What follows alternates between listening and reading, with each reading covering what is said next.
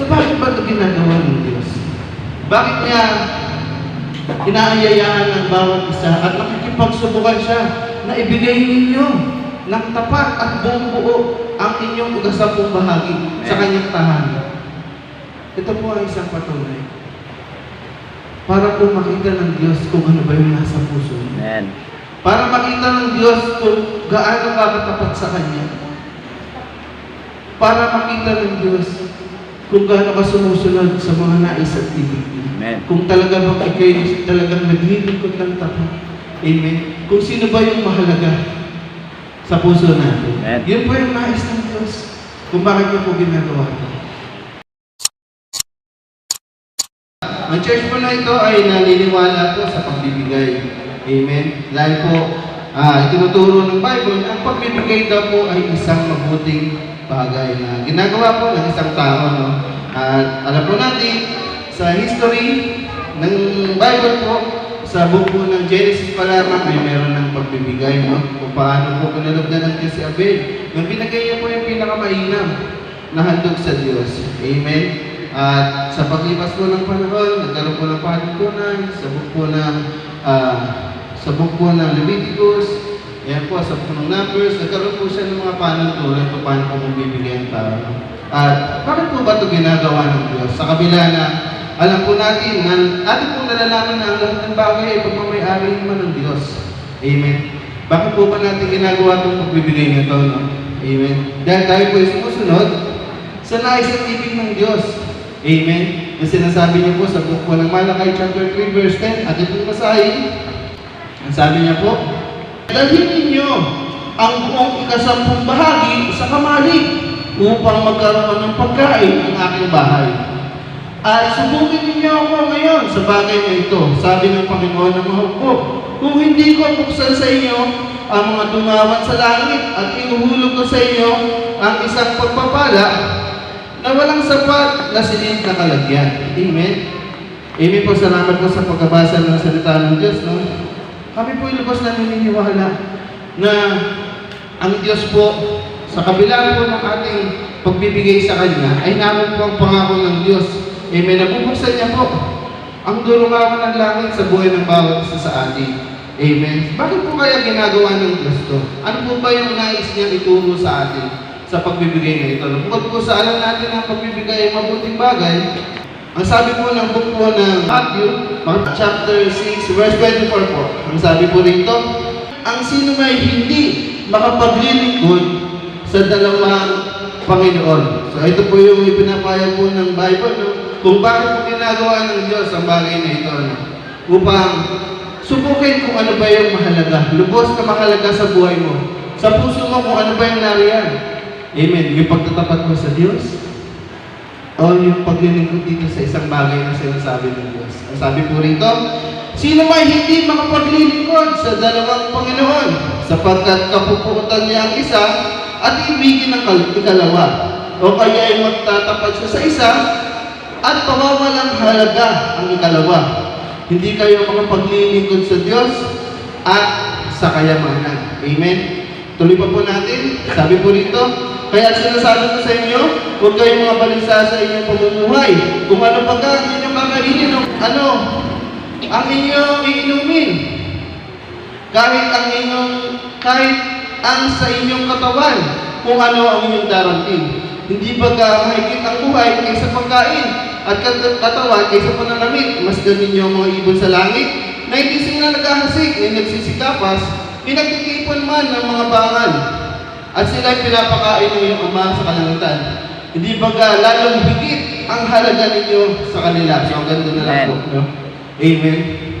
Pinapakita po ng ating Panginoon, no? Kanya po ipinapahayag na ang halagahan po natin sa harapan ng Diyos.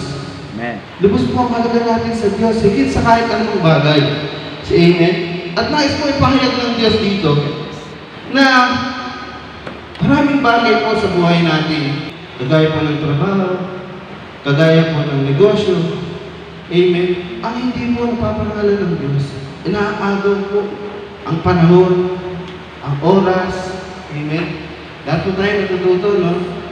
Pinahayag po ito ng Diyos habang binabasa ko po ito kagabi. Alam niyo po, naiyak talaga ako kasi tama po yung sinabi natin sa bit kanina na inaagaw ni Satanas talaga yung oras mo para sa Panginoon. Amen. Maraming panahon na talagang para sa Panginoon na gusto mo ibigay. Para sa Panginoon, bigla kang mag-overtake. Amen. Para sa Diyos, gusto mo nang maglingkod, gusto mo sumama sa hayo, gusto mo gawin yung mga bagay na ikalulugod ng Diyos. Wala kang panahon kasi naagaw na kayamanan na hinahangad ng tao. Naagaw na ng kabalisahan, naagaw na kahit anong mga bayarin. Amen. Naagaw yung panahon natin. So bakit ba ito ginagawa ng Diyos? Bakit niya inaanyayahan ng bawat isa at nakikipagsubukan siya na ibigay ninyo ng tapat at buong buo ang inyong ugasampung bahagi sa kanyang tahanan? Ito po ang isang patunay. Para po makita ng Diyos kung ano ba yung nasa puso niya. Amen. Para makita ng Diyos kung gaano ka katapat sa Kanya. Para makita ng Diyos kung gaano ka sumusunod sa mga nais at ibig niya. Amen. Kung talaga bang ikay talagang naglilingkod ng tapat. Amen. Kung sino ba yung mahalaga sa puso natin. Amen. Yun po yung nais ng Diyos. Kung bakit niyo po ginagawa ito. Kung bakit niyo po ginagawa, hindi mo kailangan ng Diyos to. Bagkus tayo po ang may kailangan sa Diyos talaga. Diba? Amen. Amen. Ating lakas, ating kayamanan, di naman kailangan ng Diyos kasi lahat naman yung pag-aari ng Diyos, maging yung buhay natin, you know? Amen. Kaya itong ginagawa ng Diyos to, ay para rin sa kapakinabangan ng bawat isa sa atin. Amen. Amen. Kita niya? Di ba? Dahil sa pagtatapat niya yan. Dahil sa pagtatapat natin, unti-unting gumaganda ang ating bahay, panambahan. Amen. Yun yung sinasabi ng Diyos, subukin niyo ako sa bahay nito. Hindi ko buksan ang durong awan ng langit at ibu sa inyo, masaganang pagpapala. Magaling sa templo ang inyong yaman. Amen. Amen. Ang iyong yaman, ang Diyos din mo magbigay. Sapagkat pag binawi ng Diyos ang lakas, paano? Paano pa? Amen. Nais ng Diyos na makita ang katapatan mo. Amen. Amen. Hindi kailangan ng Diyos yung pera. Hindi rin kailangan ng Diyos. Kasi mayaman ng Diyos, God will provide. Amen. Amen. Sa lahat ng panahon, provide ang Diyos. Pero ang nais at ibig ng Diyos na makita kung sino ba yung pinapanginoon mo. Kung sino ba yung lubos na mahalaga sa'yo. Ang Diyos ba? Ang kayamanan mo. Amen. Meron pong 4 na butas diyan, no? Yung pong tithes and offering, meron po diyang mission, meron po diyang salo-salo, meron pong love gift para sa ating pastor, no? So sa tithes and offering, yun po yung sinasabi ng Diyos na ilagay po natin ang ating isang bahagi. Amen. At dagdagan po natin sapagkat magkaiba po yung tithes at yung offering. Amen. Yung tithes po, may isang bahagi, yung offering po, ano po yung nais pa natin ihandog. Sa mission naman po, pag tayo po yung naghulog dyan, magagamit po yan. Sa Great Commission po, no? Amen. So sinasabi po sa Matthew 29 verse 18 na yun nga po, may pagpapalagaran po ng salita ng Diyos, gawin mo alagad ang buong bansa, no? Yun po, atin po matutulungan ang ating mga kapatid na humahayo upang magkaroon sila ng pamasahe, magkaroon sila ng panggas, amen, para mapalaganap yung salita po ng Diyos at makasunod po sa nais at ibig ng Diyos. Makiisa po tayo sa bagay po na yan, no?